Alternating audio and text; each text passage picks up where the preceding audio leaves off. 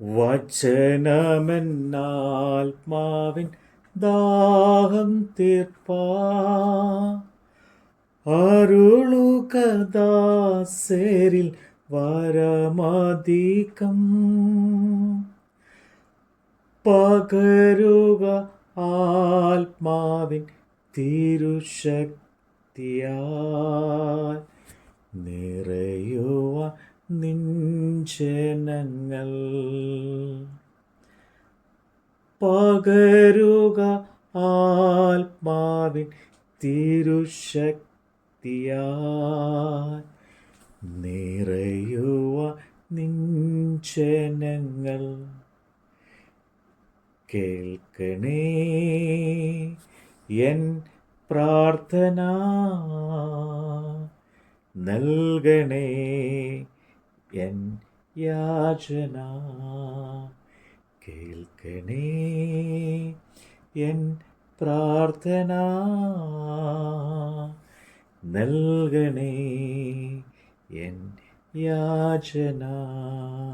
അർത്ഥമുള്ള യെശയ്യാ പ്രവാചകന്റെ പുസ്തകം 33-ാം അധ്യായം. സാഹസം അനുഭവിക്കാതെ സാഹസം ചെയ്യുകയും നിന്നോട് ആര് ദ്രോഹം പ്രവർത്തിക്കാതെ ദ്രോഹം പ്രവർത്തിക്കുകയും ചെയ്യുന്നവനെ നിനക്ക് അയ്യോ കഷ്ടം. നീ സാഹസം ചെയ്യുന്നത് നിർത്തുമ്പോൾ നിന്നെയും സാഹസം ചെയ്യും. നീ ദ്രോഹം പ്രവർത്തിക്കുന്നത് മതിയാക്കുമ്പോൾ നിന്നോടും ദ്രോഹം പ്രവർത്തിക്കും. യഹോവ, ഞങ്ങളോട് കൃപയുണ്ടാകണമേ. ഞങ്ങൾ നിന്നെ കാത്തിരിക്കുന്നു. രാവിലെ തോറും നീ അവർക്ക് ഭുജവും കഷ്ടകാലത്ത് ഞങ്ങൾക്ക് രക്ഷയും ആയിരിക്കണമേ. കോലാഹലം ഹേതുവായി വംശങ്ങൾ ഓടിപ്പോയി. നീ എഴുന്നേറ്റപ്പോൾ ജാതികൾ ചിതറിപ്പോയി. നിങ്ങളുടെ കവർച്ച തുള്ളൽ ശേഖരിക്കുന്നത് പോലെ ശേഖരിക്കപ്പെടും. വെട്ടുകിളി ചാടി വീഴുന്നത് പോലെ അവർ അതിന്മേൽ ചാടി വീഴും. യഹോവ ഉന്നതനായിരിക്കുന്നു, ഉയരത്തിലല്ലോ അവൻ വസിക്കുന്നത്. അവൻ സിയോനെ ന്യായവും നീതിയും കൊണ്ട് നിറച്ചിരിക്കുന്നു. നിന്റെ കാലത്ത് സ്ഥിരതയും രക്ഷാസമൃദ്ധിയും ജ്ഞാനവും പരിജ്ഞാനവും ഉണ്ടാകും. യഹോവ ഭക്തി അവരുടെ നിക്ഷേപം ആയിരിക്കും. ഇതാ, അവരുടെ ശൗര്യന്മാർ പുറത്ത് നിലവിളിക്കുന്നു. സമാധാനത്തിൻ്റെ ദൂതന്മാർ അതിദുഃഖത്തോടെ കരയുന്നു. പെരുവഴികൾ ശൂന്യമായി കിടക്കുന്നു.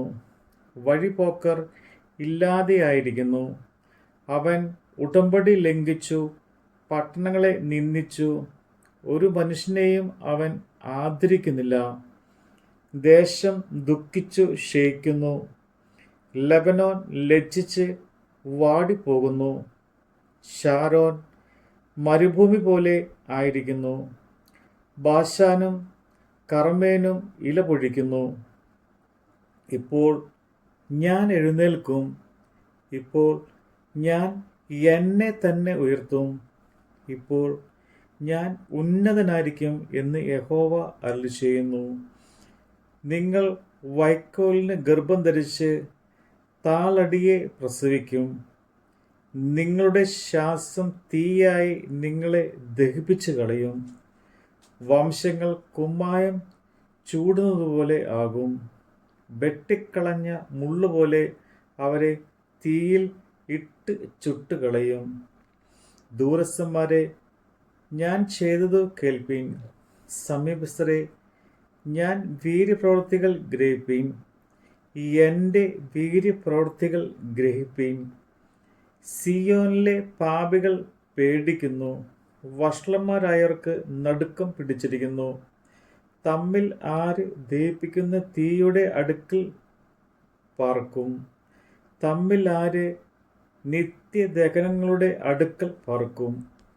നീതിയായി നടന്ന് നേർ പറയുകയും പീഡനത്താൽ ഉള്ള ആദായം വെറുക്കുകയും കൈക്കൂലി വാങ്ങാതെ കൈ കുടഞ്ഞു കളയുകയും രക്തപാതകത്തെക്കുറിച്ച് കേൾക്കാതെ വണ്ണം ചെവി പൊത്തുകയും ഭോഷത്തെ കണ്ട് രസിക്കാതെ വണ്ണം കണ്ണ് അടച്ചു കളയുകയും ചെയ്യുന്നവൻ, ഇങ്ങനെ ഉള്ളവൻ ഉയരത്തിൽ വസിക്കും. പാറക്കോട്ടകൾ അവൻ്റെ അഭയസ്ഥാനമായിരിക്കും. അവൻ്റെ അപ്പം അവന് കിട്ടും, അവന് വെള്ളം മുട്ടിപ്പോവുകയില്ല. നിന്റെ കണ്ണ് രാജാവിനെ അവൻ്റെ സൗന്ദര്യത്തോടെ ദർശിക്കും. വിശാലമായൊരു ദേശം കാണും. പണം എണ്ണുന്നവൻ എവിടെ? തൂക്കി നോക്കുന്നവൻ എവിടെ? ഗോപുരങ്ങളെ എണ്ണുന്നവൻ എവിടെ? എന്നിങ്ങനെ നിന്റെ ഹൃദയം ഭീതിയെക്കുറിച്ച് ധ്യാനിക്കും. നീ തിരിച്ചറിയാത്ത പ്രയാസമുള്ള വാക്ക്, നിനക്ക് ഗ്രഹിച്ചുകൂടാത്ത അന്യഭാഷയുമുള്ള ഉഗ്രജാതിയെ നീ കാണുകയില്ല. നമ്മുടെ ഉത്സവങ്ങളുടെ നഗരമായ സിയോനെ നോക്കുക.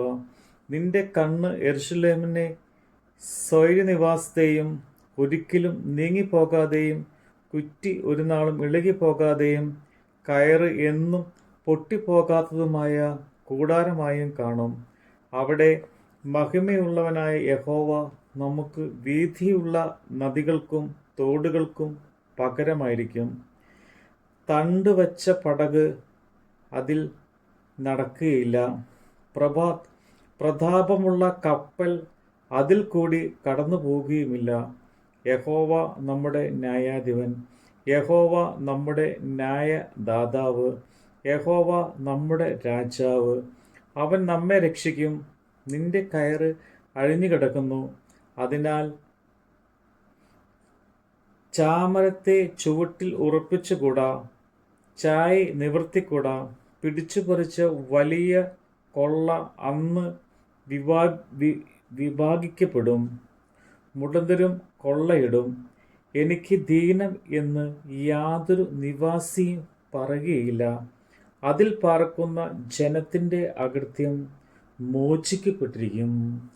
നമ്മുടെ കർത്താവിൻ്റെ വചനമാണ് നമ്മൾ കേട്ടത്. പാപവും രോഗവും അകറ്റിടുവാൻ രുധിരത്തിൽ അത്ഭുത ശക്തിയെന്ന് അറിയുവാൻ ഇവിടെ വിശ്വാസത്തിൻ്റെ